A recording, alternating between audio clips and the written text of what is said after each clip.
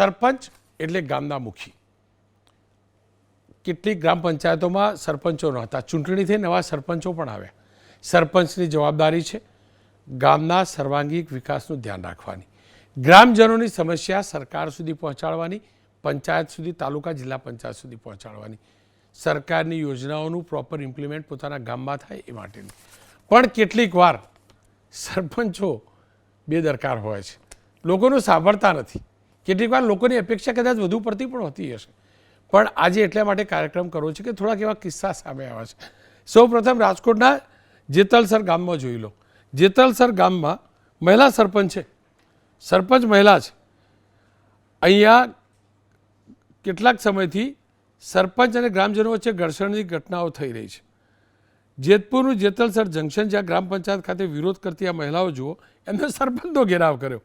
પીવાના પાણીની સમસ્યા લઈ મહિલાએ હોબાળો મચાવતા મહિલા સરપંચ ભાગતા જોવા મળ્યા. જુઓ ઓડિયો સાથે.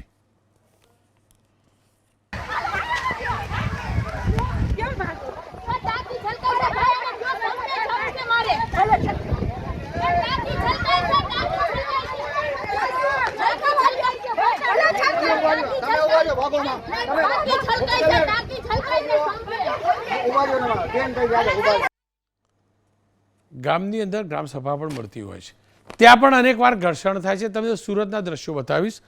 સુરત જિલ્લાના ઓલપાડના કીમમાં યોજાયેલી ગ્રામ સભામાં મોટી સંખ્યામાં ગામના લોકો સમસ્યાની રજૂઆત કરવા પહોંચ્યા.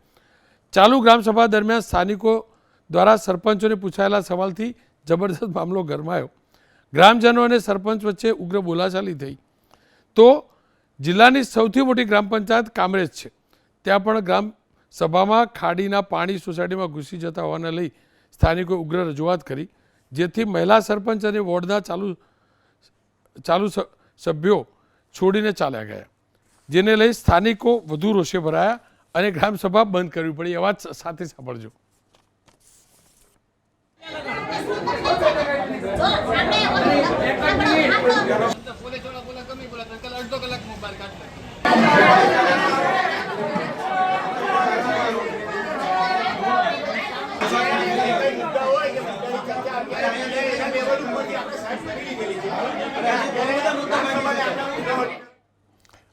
હવે મધ્ય ગુજરાતના પંચમહાલના કાલોલના વેજલપુર ગ્રામ પંચાયત, અહીંયા પણ ગ્રામસભામાં વિકાસના કામોમાં મોટા પાયે ભ્રષ્ટાચાર થયાનો આરોપ લાગ્યા. રોડ રસ્તા, પાણી, ગટર લાઇન સફાઈ મુદ્દે ગ્રામસભામાં હાજર લોકોએ તલાટી અને સરપંચ સમક્ષ ઉગ્ર રજૂઆત કરી. રોડ રસ્તાના કામમાં મોટા પાયે ભ્રષ્ટાચાર થતા હોવાનો આરોપ પણ તેમને લગાવ્યા. એટલું જ નહીં, ગ્રામસભામાં સરપંચ અને તલાટી હાજર તો રહ્યા, પણ 14 સભ્યોમાંથી માત્ર એક જ સભ્ય હાજર રહ્યા. હવે છોટાઉદેપુરની વાત કરી લો. છોટાઉદેપુરના ઓલી આંબા ગામે ગ્રામસભાનું આયોજન થયું.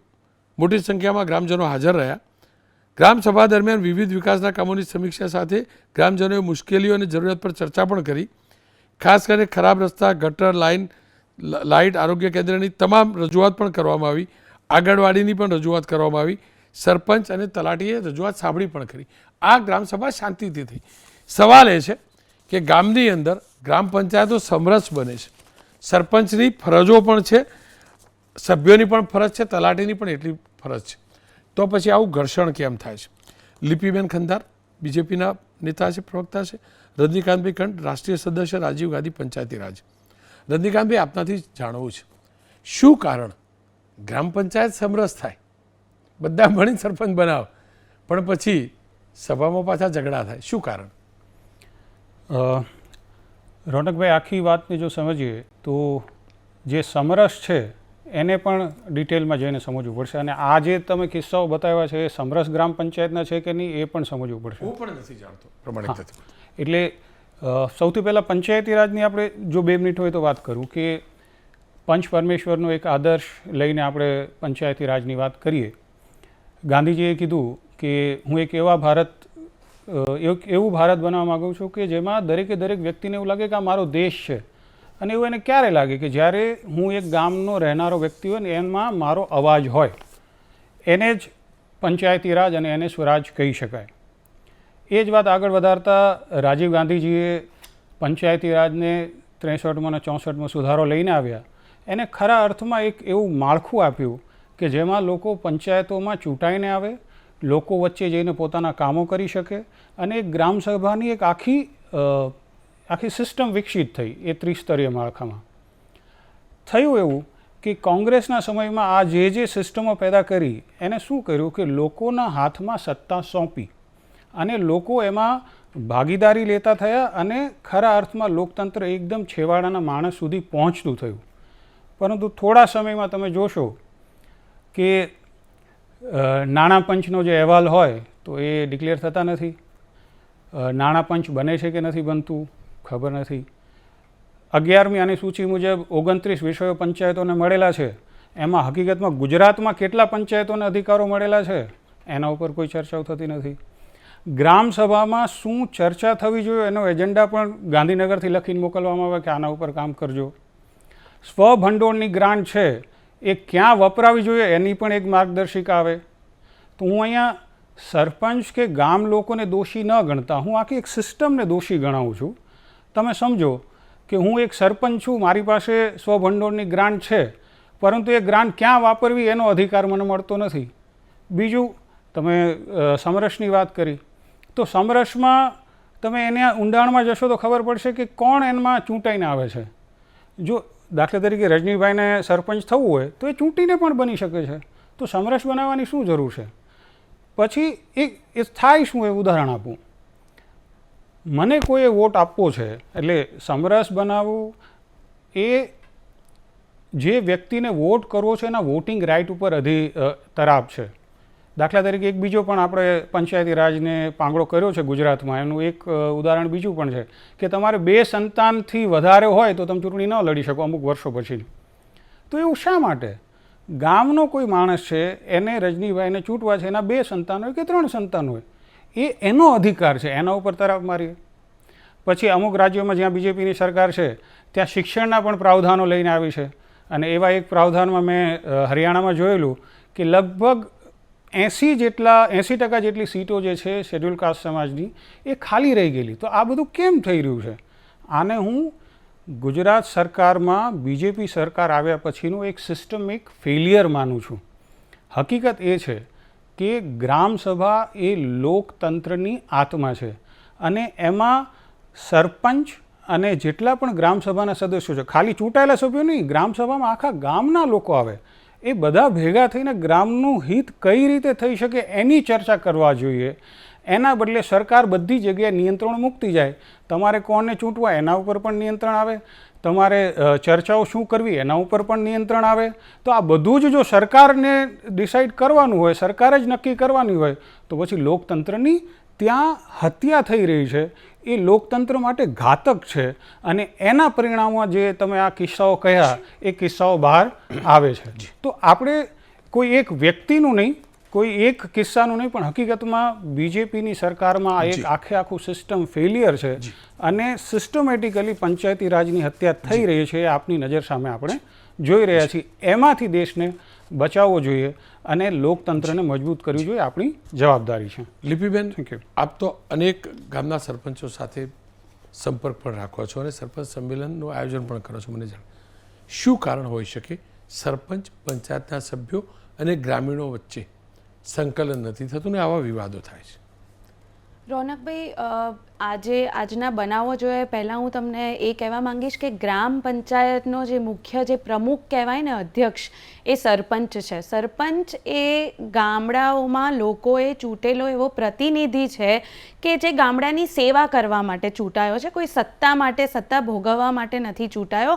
એ ગામનો વિકાસ કરશે એવા વિશ્વાસ સાથે લોકો એને પ્રતિનિધિ બનાવે છે અને એ જ ખૂબ મોટા લોકતંત્ર જે આપણા દેશમાં જીવન છે એનું ઉદાહરણ છે કે લોકો પોતે દરેક ગામડામાં પોતાના પ્રતિનિધિને ચૂંટે છે. સરપંચની ચૂંટણી તો પહેલાં પણ થતી, પરંતુ સરપંચને સાચા અર્થમાં ગામનો વિકાસ કરવા જે પાવર મળવો જોઈએ, જે એમને હક મળવા જોઈએ, એ 2014 પછી આપણા પ્રધાનમંત્રી માનનીય નરેન્દ્ર મોદીજીએ સાચા અર્થમાં સરપંચને એવો સક્ષમ અને જાગૃત બનાવ્યો છે કે કઈ રીતે એ ગામડાઓનો વિકાસ સાચા અર્થમાં કરી શકે. એ આપણે 2014 પછી આખા દેશના ગામડાઓમાં એની આપણે પ્રક્રિયાની અસર આપણે જોઈ શકીએ છીએ. આ થઈ સરપંચને એક પાવર મળ્યાની વાત. Great power comes with a great responsibility. એટલે સરપંચની જવાબદારી છે કે જ્યારે લોકો એમના પર વિશ્વાસ મૂકે છે, એમને ચૂંટે છે ગામના વિકાસ માટે, સરકારી યોજનાઓનો અમલ નીચે સુધી ઉતરે, દરેક પરિવાર સુધી પહોંચે, ગ્રામ સભાના સંચાલન માટે, લોકોની કઈ ફરિયાદ પ્રશ્ન હોય સાંભળવા માટે, તો આ બધા સરપંચના એક બેઝિક જે કામ કહેવાય ગામડાના પ્રત્યે, એ સરપંચની આ બધી જવાબદારી આવે છે. હવે જ્યારે સરપંચની જવાબદારીની વાત કરીએ ને, ત્યારે એ સરપંચ એ વ્યક્તિગત કેવું પ્રકારનું નેતૃત્વ છે, વ્યક્તિગત કેવા પ્રકારનું લીડર એ ગામમાં છે, એના ઉપર પણ ખૂબ મોટો આધાર રહે છે. સરકાર દરેક પ્રકારની યોજના હોય, કોઈ પણ પ્રકારની જે ગ્રાન્ટની જે પ્રક્રિયા છે, એ દરેક વિકાસ કાર્યોની એક જ પ્રક્રિયા, એક જ સિસ્ટમથી સૌને પોતાના હક આપે છે, દરેક સરપંચને, દરેક ગામને. પરંતુ ત્યાર પછી એને નીચે સુધી કઈ રીતે ઉતારવું, એનું યોજનાકીય માળખું કઈ રીતે બનાવવું, 5 વર્ષનો સરપંચ રોડ મેપ કેવી રીતે બનાવે અને એને અમલમાં મૂકે, એ દરેક પ્રતિનિધિનું પોતાનું નેતૃત્વ કેવું છે, એમની નીતિ કેવી છે, એના ઉપર ખૂબ મોટો આધાર રાખે છે. અને દરેક ગ્રામ સભા જે હોય, એ ગ્રામ સભામાં લોકોની વાત શાંતિથી સાંભળવી, એમની ફરિયાદો, એમના પ્રશ્ન સાંભળવા, એ સમસ્યાઓ જો નાની હોય તો તરત એનો ઉકેલ લાવો, મોટી હોય તો એની ચર્ચા થવી, એનું આયોજન થવું ને લોકોને સાથે લઈને ચાલવું, એ આદર્શ સરપંચની ભૂમિકા છે. હું આપણા માધ્યમથી કહેવા માંગીશ કે ગ્રામજનોને ગ્રામ સભામાં સરપંચ જવાબ આપે, ગ્રામનો વિકાસનો રોડ મેપ શું છે, આગળનું આયોજન શું છે, લોકોના પ્રશ્નો શું છે, એ સરપંચની જવાબદારી છે. ને લોકોએ આવા પ્રશ્ન પૂછવા જ જોઈએ, લોકોનો, ગામડાઓના લોકોનો પણ અધિકાર છે. પરંતુ જ્યારે આ પ્રકારની જે રિયલ ફરિયાદો છે, એ ફરિયાદોને સરપંચે શાંતિથી સાંભળી અને એક પારદર્શકતાથી દસ્તાવેજો અને તથ્યના આધારે એનો જવાબ આપવો જોઈએ. નહીં કે આ જે બનાવો આપણે જોઈએ છે એ પ્રમાણે કે ત્યાંથી ભાગી જવાઓ કે એ પ્રકારનું કોઈ પ્રક્રિયા કરવી જોઈએ.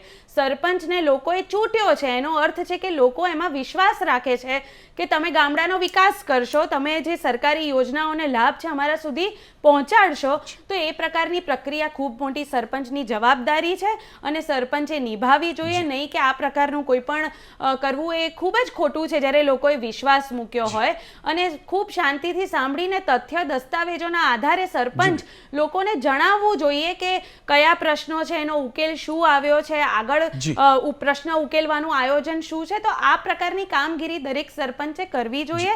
સરકાર દરેકે દરેક ગામને, આપણે જોઈએ તો ગુજરાતના ગામડાઓમાં તો અમુક ગામમાં તમે સરપંચની કામગીરી એટલી ખૂબ સરસ અને પ્રશંસનીય છે કે એની આખા દેશના ગામડાઓએ નોંધ લીધી છે. અને ગુજરાત એક મોડેલ વિલેજોના કેટલા બધા ઉદાહરણ આપણે ત્યાં છે, જે આખા દેશમાં એનું ઉદાહરણ લઈને સરપંચો કામ કરે છે. તો સરપંચની પાસે જે સત્તા છે એની સાથે એની ખૂબ મોટી જવાબદારી છે અને દરેક સરપંચ એ નિભાવવી જ જોઈએ. રજનીકાંતભાઈ, આપ કંઈક કહેવા માંગો તો કહી શકો. મારો બીજો સવાલ પણ છે જોડે. સવાલ એ છે કે સરપંચ અને તલાટી મંત્રી વચ્ચેનું કોઓર્ડિનેશન ખરેખર કેવું હોય છે? સવાલ એ છે કે જે બેને વાત કરી કે સરપંચની એક હક અને ફરજો બંને છે, એવી જ રીતે સરકારની પણ હક અને ફરજો છે ને, કે સરપંચને તમે એને ભંડોળ જે વાપરવાનું હોય એના અધિકારો છીની લો અને પછી કોઈક તમે કામ કરો તો એ કઈ રીતે કરે? સરપંચ પાસે અધિકાર હતા. પહેલાં એક બહુ સાદી વાત કહી શકાય કે શાળા કોની? તો કે ગામની. દવાખાનું કોનું? તો કે ગામનું. પણ એમાં સરપંચના અધિકાર શું? તો કે કાંઈ નહીં. તો એક વ્યક્તિને તમે જવાબદારી સોંપો છો પણ અધિકાર નથી આપતા. એને સ્વભંડોળ કઈ રીતે ખર્ચ કરવું એ પણ સરકાર જ નક્કી કરતી હોય કે જિલ્લામાંથી કે ગાંધીનગરથી લેટર આવતો હોય તો કઈ રીતે કરી શકે? અને હકીકત એ છે કે તલાટી જે છે એ આખી સરકારે સરપંચને મજબૂત કરવાનું નહીં, હકીકતમાં લોકોને મજબૂત કરવા માટેની સિસ્ટમ છે પંચાયતી રાજ. ગ્રામસભાને મજબૂત કરવી જોઈએ અને એ ગ્રામસભા મજબૂત થશે તો સરપંચને પણ એના કામો કરી શકશે. અને એ કેવી રીતે કરી શકે? આપણે સામાન્ય રીતે કહીએ કે એક ફેસિલિટેટરનો રોલ કરી શકે. જ્યારે ગ્રામસભા મળી હોય તો સરપંચ બધાને સાંભળે અને બધાની જે યોગ્ય જરૂરિયાતો છે એ મુજબ કામ કરી શકે. હવે પ્રશ્ન આપનો જે છે કે સરપંચ અને તલાટી વચ્ચેનો સંબંધ કેવો હોય? જે કાયદાકીય રીતે છે એમ તો જે તલાટી છે એ ગ્રામસભાના સચિવ છે, પણ આપણે ગ્રામસભાને મજબૂત ન કરીએ એટલે સરપંચ પાવરફુલ થાય. પરંતુ સરકાર સરપંચના બદલે તલાટીને પાવરફુલ કરી નાખે, કારણ કે સાઇન સિક્કા કરવામાં બધે જો ધીરે ધીરે સરપંચના અધિકારો ઓછા થતા જાય તો તલાટી પાવરફુલ થઈ જાય. સાચું એ છે દેશના હિત માટે કે દરેક સિસ્ટમ પોતપોતાની જવાબદારી અને હકો એને મળે અને એ સુમેળપૂર્વક કામ કરી શકે તો આખું લોકસભા, ગ્રામસભા અને વિધાનસભાવાળું માળખું છે એ ચાલી શકે. હું એક જ વાક્ય છેલ્લે કહીશ. એક બહુ સરસ મજાનું વાક્ય છે એને સમજીએ કે દિલ્હી અને ગાંધીનગરમાં અમારી સરકાર. હું એક ગુજરાતના નાગરિક તરીકે એક ગ્રામસભાના સભ્ય તરીકે કહી શકું કે દિલ્હી અને ગાંધીનગરમાં અમારી સરકાર, પણ અમારા ગામમાં અમે સરકાર. આ જો ચરિતાર્થ થાય તો ખરા અર્થમાં આ સમસ્યાનું નિરાકરણ આવે ને આપણું લોકતંત્ર મજબૂત બને. લિપિબેન, તમને નથી લાગતું કે સરપંચને સ્વાયત્તતા આપવી જરૂરી છે, વધારવી જરૂરી છે? ચોક્કસથી રોનકભાઈ, મેં પહેલાં પણ જણાવ્યું કે 2014 પછી સાચા અર્થમાં સરપંચને જે અધિકાર મળવા જોઈએ, ગામનો વિકાસ એ સાચા અર્થમાં મળ્યા અને એને સિસ્ટમ સાથે જોડીને, જેમ કે ફક્ત સરપંચ નહીં પણ તલાટી હોય કે બીજું પણ જે સિસ્ટમ બનાવી છે એ એવી બનાવી છે કે ક્યાંય પણ કોઈ પણ પ્રકારનું જે ભંડોળ આવે છે કે જે ગ્રાન્ટ આવે છે અને જે વિકાસના કાર્યનું આયોજન છે એનું કોઈ પણ પ્રકારે ક્યાંય મિસયુઝ ના થાય એના માટે એવી એક સિસ્ટમ બનાવવામાં આવી છે. એમાં કોઈ એકને પાવર આપ્યો છે અને બીજાને નથી આપ્યો એવું નથી. એ પ્રકારનું કોમ્બિનેશન બનાવવામાં આવ્યું છે કે એનો ઉપયોગ ફક્ત ને ફક્ત ગામના વિકાસ માટે કરવામાં આવે એ પ્રકારનો ઉપયોગ કરવામાં આવ્યો છે. લિપિબેન, આપનો પણ આભાર. રતિભાઈ, આપનો પણ આભાર. ખેર, ફરી એકવાર કહીશ, જે દેશનો ગ્રામ અને ગ્રામીણ વિસ્તાર ધબકતો રહે ને એ દેશ જ જીવંત હોય, કારણ કે સાચું જીવન ગામમાં છે અને ગામનો મુખી સરપંચ છે. ગામના કરતા ધરતા ગામના પંચાયતના સભ્યો છે. અપેક્ષા રાખીએ કે જૂની જે પરંપરા હતી એ ફરી એકવાર જીવંત થાય અને જીવંત હશે ને તો જ ગામડું જીવંત રહેશે. બાકી ગામડા ઉજ્જડ થઈ રહ્યા છે, હકીકત છે.